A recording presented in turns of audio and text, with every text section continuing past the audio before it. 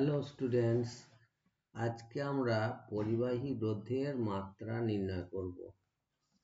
আমরা পরিবাহী রোধের মাত্রা নির্ণয় করতে গিয়ে ওহমের সূত্রের আমরা সাহায্য নেব। আমরা ওহমের সূত্র থেকে কি জানি? ওহমের সূত্র থেকে আমরা জানতে পেরেছি যে ভি সমান আই ইন্টু আর,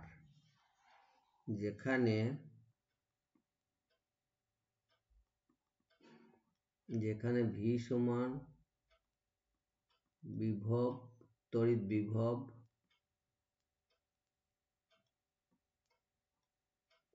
আই সমান প্রবাহ মাত্রা,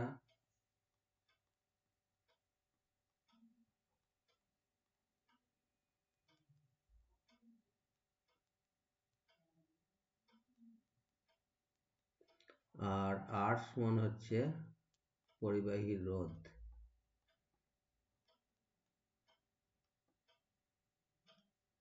তাহলে আমরা এই আর এর মাত্রা নির্ণয় করব, পরিবাহী রোধের মাত্রা নির্ণয় করব। অতএব আর সমান আমরা কি লিখতে পারি? আর সমান V by R, V by I. আর সমান হলো ভি বাই আই। আবার আমরা জানি যে ভি সমান হচ্ছে ডাব্লিউ বাই কিউ। এটা এখান থেকে পেয়েছি যে ওয়াট সমান কার্য সমান ওয়ার্ক। ওয়ার্ক সমান হচ্ছে গিয়ে বিভব প্রভেদ গণিত আধান। কার্য ডাব্লু সমান ভি বিভব প্রভেদ গণিত কিউ তড়িৎ আধান। তাহলে এখানে আমরা লিখতে পারি যে ভি সমান হচ্ছে ডাব্লু বাই কিউ। তাহলে এখন আমরা ভি এর পরিবর্তে ডাব্লু বাই কিউ লিখব। ভি সমান হচ্ছে W by W divided by Q, আর নিচে আছে আই, সমান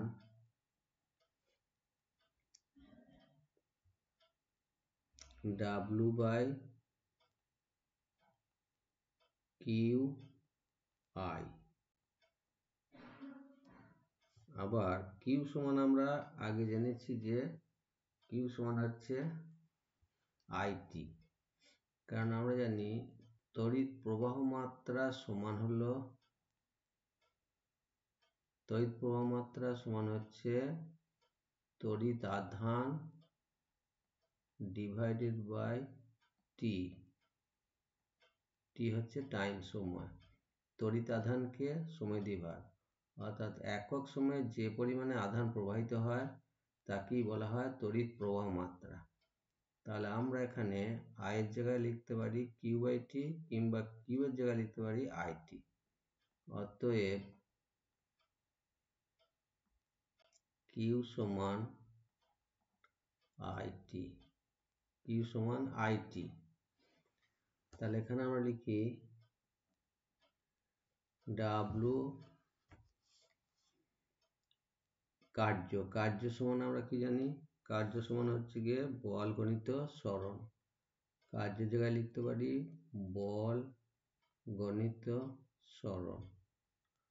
আর কিউ এর জায়গায় লিখতে পারি আমরা আইটি গণিত আই। তাহলে এখানে দাঁড়ালো F into S by I square T. আবার এফ সমান দেখো, এফ হচ্ছে বল। বল সমান কি না, বল সমান হচ্ছে ভর গণিত ত্বরণ। ভর মানে হচ্ছে এম, ভরকে এম দ্বারা প্রকাশ করা হয়। এম গণিত ত্বরণ, ত্বরণকে এ দ্বারা প্রকাশ করা হয় গণিত S, by divided by I square T, divided by I square T is equal to M গণিত এ এ হচ্ছে ত্বরণ। ত্বরণকে আমরা লিখতে পারি দৈর্ঘ্য বাই সময় স্কয়ার, কেননা বেগ বৃদ্ধির হারকে বলা হয় ত্বরণ। তাহলে ত্বরণ সমান হচ্ছে এল বাই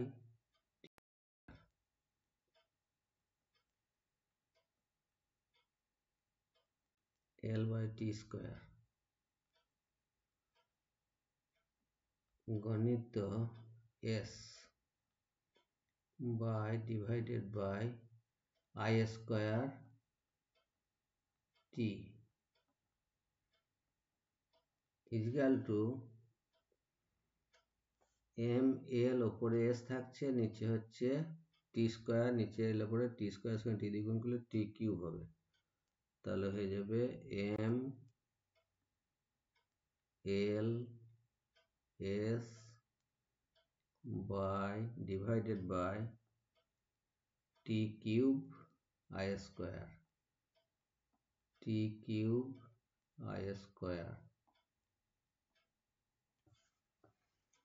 তাহলে আমরা রোধ সমান কি পেলাম না, রোধ সমান, অতএব রোধ সমান এম মানে হচ্ছে ভর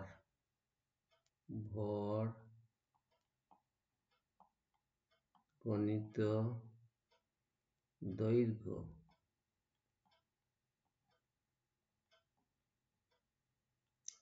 গণিত সরণ হচ্ছে দৈর্ঘ্য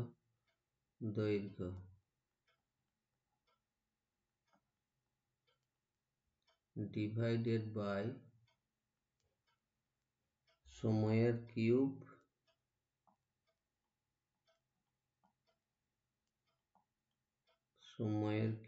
গণিত প্রবাহ মাত্রার স্কয়ার।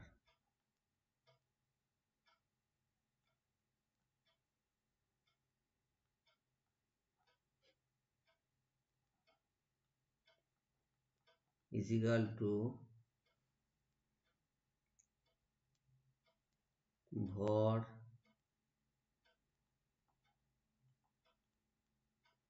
গণিত দৈর্ঘ্য স্কয়ার, দৈর্ঘ্যকে দৈর্ঘ্য দ্বিগুণ দৈর্ঘ্য স্কয়ার ডিভাইডেড বাই সময়ের কিউব গণিত প্রবাহ মাত্রা স্কয়ার।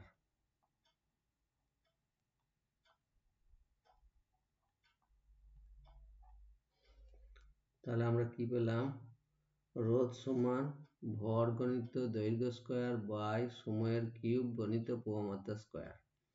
এখন এবার আমরা রোধের মাত্রা নির্ণয় করব। তাহলে আমরা লিখতে পারি অতএব রোধের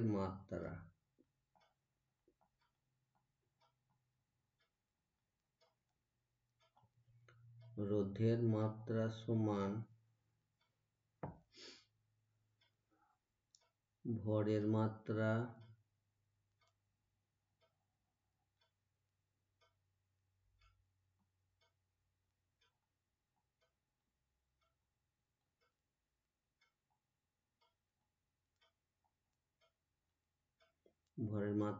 গণিত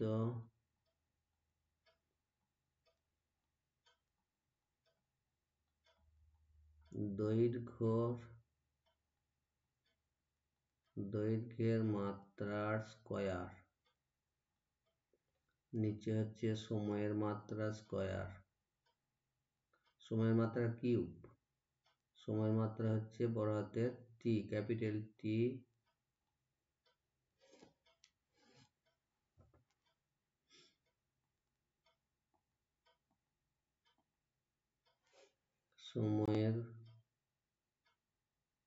সময়ের মাত্রা তার কিউব গণিত প্রবাহ মাত্রার মাত্রা।